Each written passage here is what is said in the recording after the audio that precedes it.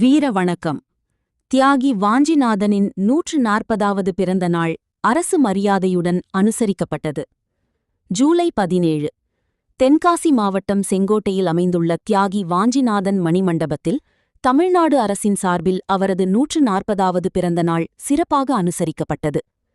நிகழ்ச்சியில் தென்காசி மாவட்ட ஆட்சியர் திரு ரஞ்சித் சிங் ஈயாப்பா தியாகி வாஞ்சிநாதன் அவர்களின் திருவுருவச் சிலைக்கு மாலை அணிவித்து மலர் தூவி மரியாதை செலுத்தினார். இதனைத் தொடர்ந்து கடையநல்லூர் சட்டமன்ற உறுப்பினர் திமு ராஜேந்திரன், தென்காசி சட்டமன்ற உறுப்பினர் டாக்டர் கலை கதிரவன், செங்கோட்டை நகர்மன்ற தலைவர் ஆர் ரகமலட்சுமி ஆகியோரும் அஞ்சலி செலுத்தினர்.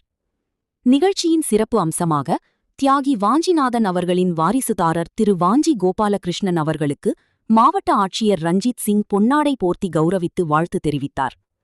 சுதந்திர போராட்ட வீரர் தியாகி வாஞ்சிநாதனின் தியாகத்தை நினைவு கூறும் வகையில் நடைபெற்ற இந்த அரசு விழாவில் அரசு அலுவலர்கள், மக்கள் பிரதிநிதிகள் மற்றும் பொதுமக்கள் திரளாக கலந்து கொண்டு வீர வணக்கம் செலுத்தினர்.